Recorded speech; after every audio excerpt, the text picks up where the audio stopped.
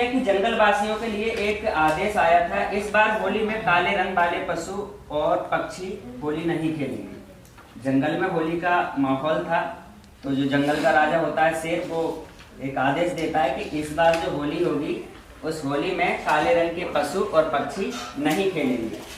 इस आदेश ने सब में खलबली मचा दी।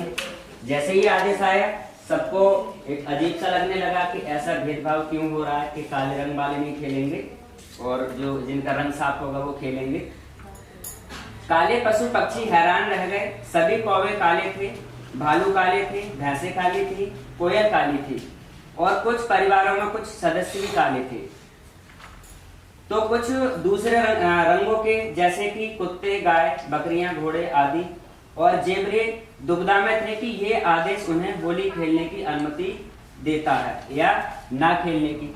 मतलब जो आदेश आया था उस आदेश से सारे के सारे जो जंगल के जानवर थे वो परेशान थे कि ये जो आदेश आया है ये हमें होली खेलने की इजाजत देता है या रोकता है हमको, क्योंकि हम तो सब ज्यादातर काले ही हैं। उसके बाद देखो, इस आदेश का एक दूसरा हिस्सा भी था जिसमें कहा गया था सभी सफेद रंग के जानवरों के लिए होली खेलना जरूरी है। एक दूसरा पक्ष और था उस आदेश में। एक तो ये था कि काले रंग के जो पशु पक्षी हैं वो होली नहीं खेलेंगे। दूसरा उसमें आदेश था कि जो सफेद रंग के हैं वो सभी होली खेलेंगे। इस आदेश का पालन ना करने वालों पर कड़ी कार्रवाई की जाएगी, जैसा कि अपनी सरकार करती है। कोई अगर अपराध करता है तो उसके खिलाफ कार्रवाई होती है। तो वैसे ही करके उसमें भी लिखा था। ये आदेश जारी किया गया था जंगल देश के पुलिस मंत्री काने भेड़िया ने, जो जंगल का पुलिस का मंत्री था। जंगल में एक पुलिस थी उनकी जानवरों की, तो उसका जो मंत्री था जिसका नाम काना भेड़िया था, उसने ये आदेश जारी किया था। काना भेड़िया इसी तरह के ऊट पटांग फरमान जारी करने के लिए बदनाम था। वो हमेशा ऐसे ही कारनामे करता रहता था, जो मन में आया कभी भी कुछ भी कर दिया, उसके लिए वो बदनाम भी था। कई बार तो इन आदेशों की खबर राजा शेर को भी नहीं हो पाती थी। वो भेड़िया क्या करता था, कभी कभी अपने आदेश दे देता था जिनकी खबर राजा, जो जंगल का राजा होता है शेर, उसको भी नहीं हो पाती थी। राजा शेर कुछ दिनों से बीमार चल रहे थे, इसलिए जंगल का राजकोष ठीक से नहीं देख पा रहे थे। राजा जो था, जंगल का शेर जो था, वो बीमार चल रहा था, तो वो जंगल की सैर नहीं कर पा रहा था और उसको देख भी नहीं पा रहा था।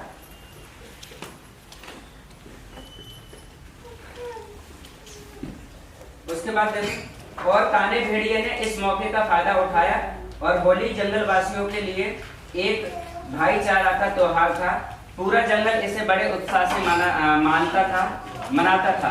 सारे पशु पक्षी इस दिन पुराना बैर भूलकर, मतलब जो लड़ाइयाँ झगड़े होते हैं उन सबको भूलकर वो सभी मिलकर इस त्योहार को मनाते थे, फिर से दोस्त बन जाते थे।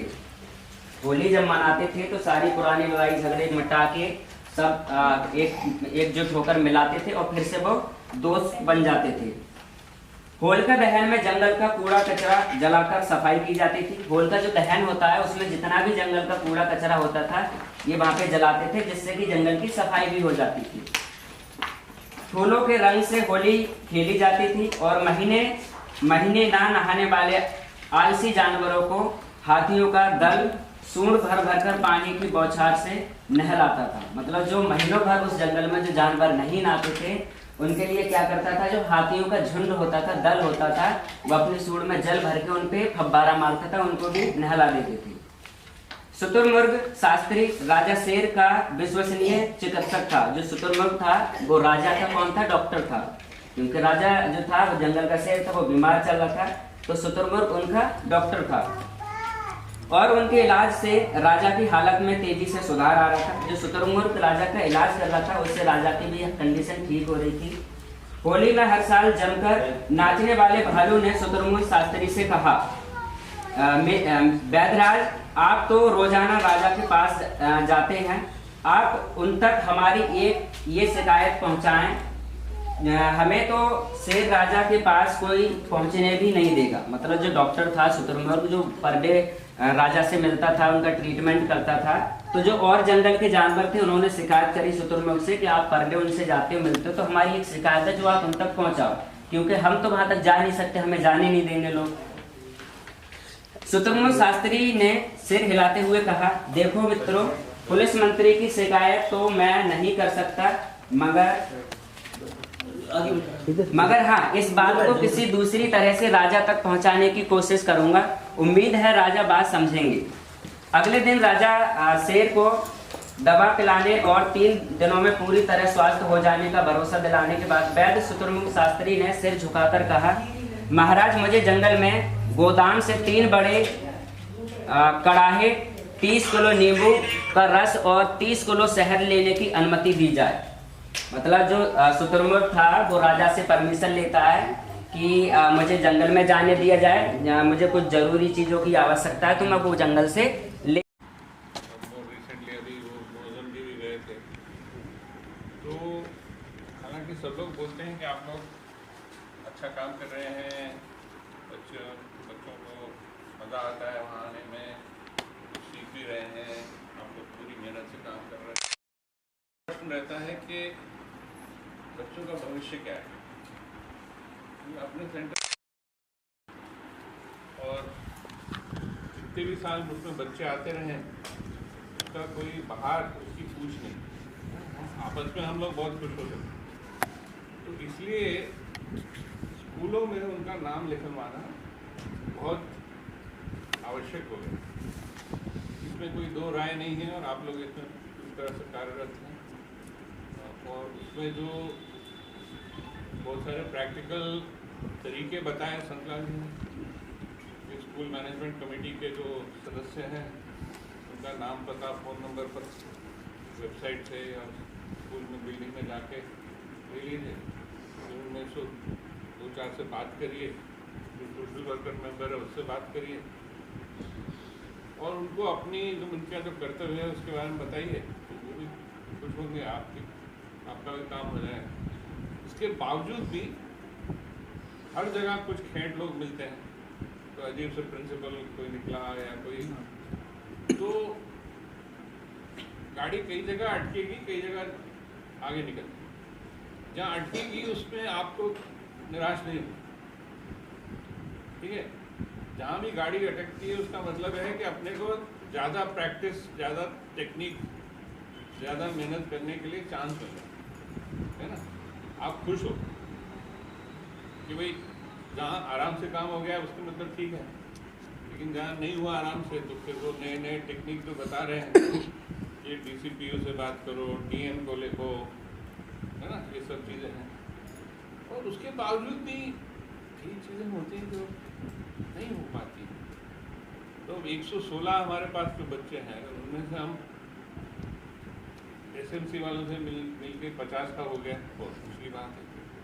फिर DCPO को लिख के और 10-12 का हो गया, बहुत दूसरी बात। ये सब मेहनत करने के बाद आपने देखा कि 116 में से केवल 96 का हुआ, 20 का बच गया, तो वो 20 अपने यहाँ तो आ ही रहे हैं, थोड़ा और मेहनत करेंगे और एक बार अपने यहाँ के बच्चे आसपास के स्कूलों में जाने लग जाएंगे तो आपकी भी जान पहचान उन स्कूलों में प्रिंसिपल से, टीचर से हो जाएगी, तो धीरे धीरे वही रास्ता बता देंगे, यार चलो तुम्हारे 2-4 और बच्चे हैं उनको भी ले आओ, ऐसे करते हैं ना।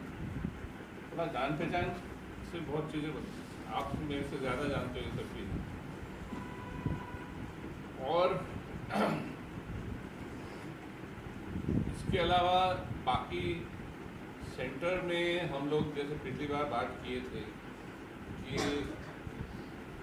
खेल कूद और पढ़ाई तो ठीक है, लेकिन थोड़ा सा क्योंकि जिस तबके से बच्चे आते हैं उनकी आजीविका, परिवार की आजीविका में उनकी मदद, उनको अपने भी कुछ इनकम की ज़रूरत पड़ती है, तो हम धीरे धीरे ऐसा एक पाठ्यक्रम बनाएंगे कि वो खेल खेल में ही थोड़ा बिजनेस सीखें। मान लीजिए महीना में एक दिन हम दुकान का खेल खेलेंगे, कि भाई आज मैं कुछ चीज़ें लेके आऊँगा और होलसेल में खरीद के लेके आऊँगा और उसको मैं खुदरा में बेचूँगा, मैं बेचूँगी, और अगर मैंने 20 रुपये की मान लीजिए कुछ चीज़ खरीदी और वो मैं सारा दिन मेहनत करके बेची तो मुझे कितना पैसा मिला। अगर मान लो 18 रुपया मिला तो 2 रुपये का घाटा हुआ, 22 रुपये मिला तो 2 रुपये का फ़ायदा हुआ। तो ये हिसाब किताब रखना भी अपने आप में एक वो है ना, कितने में खरीदा, कितने में बेचा, उसमें क्या कुछ नष्ट हो गया, क्या फ़ायदा हुआ, क्या लॉस हुआ। सिर्फ गणित की भी पढ़ाई हो जाएगी और बिजनेस भी सीख लेंगे बच्चे, है ना। तो इस तरह की चीज़ें धीरे धीरे हमको गौर करें। और इसके अलावा आप बताइए, आपके दिमाग में कुछ है बातचीत करने का? हमारे साथी तो आपके साथ लगे रहते हैं, अंजू जी, सतुल जी, राजू जी, सरकार जी भी आते रहते हैं, दरबान जी ऊपर से गाइडेंस देते हैं।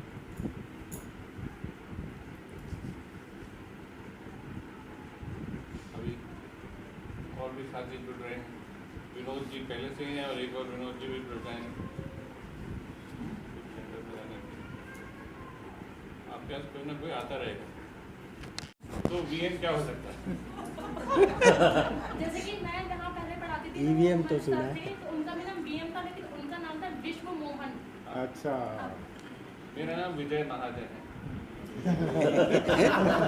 कोई नहीं सर, नाम भी पता चल गया। हाँ बिल्कुल है ना? क्यूरियोसिटी।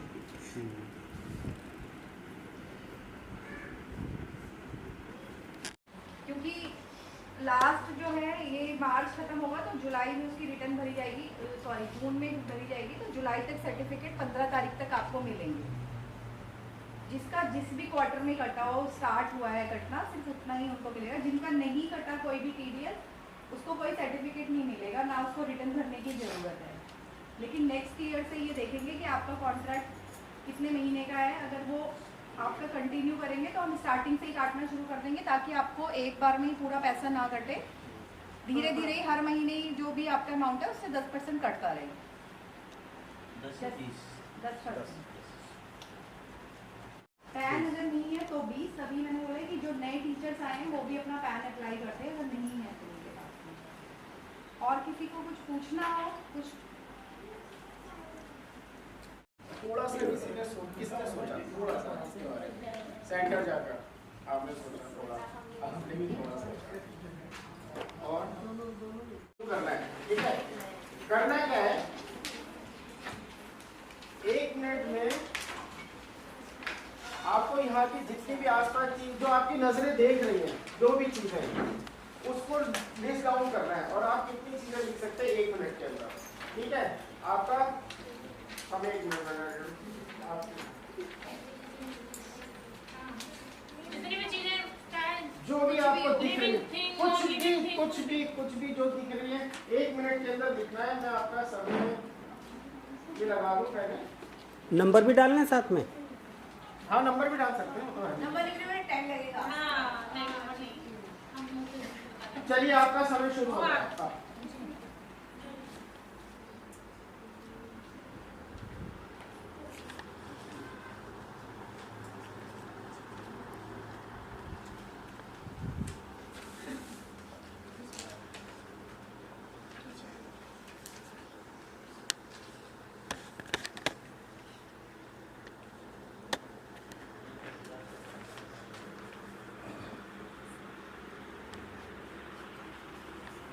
उसके बाद आप उसको एक चार्ट पेपर सबके पास है, वो सारे काम चार्ट पेपर पे लिख लीजिए, ठीक है। प्रतुल जी के पास बहुत सारी वीडियो है अलग अलग काम की, और इसमें आपको आपका भी खुद का भी एक्सपोजर होगा कि कोई काम के बारे में आपको उसको खोल के देखना, जानना, है ना। और वो बच्चे के साथ एक काम को लेकर डिस्कस करना कि वो काम होता कैसे, चलता कैसे, कौन करता है। हम उनको एक्सपोजर दे रहे हैं, सिर्फ उनकी जानकारी खोल रहे हैं, और उससे लिखने पढ़ने की चीज़ें हम ढूंढ रहे हैं उसकी, ठीक है। ये हो सकता है आरती, भूल तो नहीं जाओगी। जैसे कोई एक दिन चुन ले कि एक दिन हम वोकेशनल एक्सपोजर का हम कुछ काम कराएंगे, तो जैसे लिस्ट है, तो मान लो सैटरडे आपने रख लिया, तो हर सैटरडे उस लिस्ट से कोई भी एक काम निकाला और उस काम के ऊपर बातचीत करी कि बच्चों की क्या समझ है, और फिर उसमें एक कोई ऐड ऑन आपने कर दिया। अगर उससे जुड़ी अगर कोई वीडियो है तो प्रतुल जी के पास बहुत सारी है, वो आपको दे देंगे, संपर्क करें मुझसे या प्रतुल जी से। मतलब एक दिन ऐसा रखें जिसमें हम वोकेशनल के बारे में बच्चों से बातचीत करेंगे, उनकी समझ और एक समझ हम अपनी ऐड करेंगे। पहला चरण ये है जो, और उससे जुड़ी अगर आप जैसे कर दुकान कोई खेल हो आपके पास, खेल कराओ उस तरीके का, जब तक किताब आती है कोई एक दिन ऐसा सैटरडे या कोई और दिन चुन के, ठीक है, तो उस दिन की फोटो या कुछ अपना एक्सपीरियंस आप ग्रुप में भी शेयर कर देंगे तो हमें लगेगा कि हो रहा है। हाँ, अब रही बात दूसरा क्या है, कम्युनिटी। हाँ, कई बार क्या होता है, कुछ यूनिट होते हैं जो पिछली बार भी बात हुई थी, है ना, कुछ प्लांट होते हैं वैसे जिसमें 4-5 लोग काम करते हैं, उस तरीके का हम लोग इस दौरान भी मिल सकता है, या वो हम देख रहे हैं कि कहीं पे होगा तो हम वहाँ पे बच्चों को ले जाएंगे। और ये 12 साल के आसपास जो बाहर जाएंगे वो 12 साल के बच्चे कम से कम, छोटे बच्चों को नहीं ले जाएंगे, ठीक है।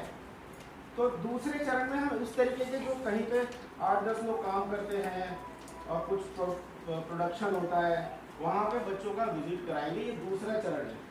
पहले में क्या है कि आप बच्चों को आप लिस्ट बनवा रहे हैं खुद ही बच्चों से, और उस पर एक काम को लेके आप डिस्कस कर रहे हैं हर सैटरडे, ठीक है।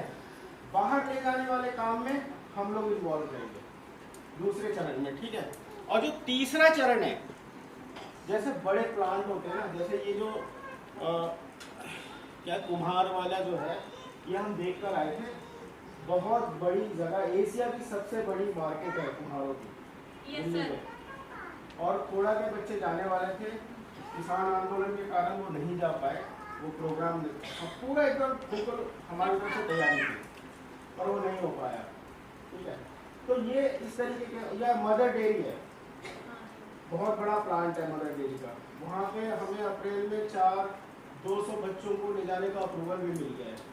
तो हमारे आशा सेंटर के 200 बच्चे वहाँ जाएंगे अलग अलग टाइम पे, तो हम लोग संपर्क करेंगे कहाँ के बच्चे जा रहे हैं, ठीक है। तो जो 12 साल से ऊपर रहेंगे वो वाले बच्चे जाएंगे अभी। और बाहर के बच्चे भी जा सकते हैं।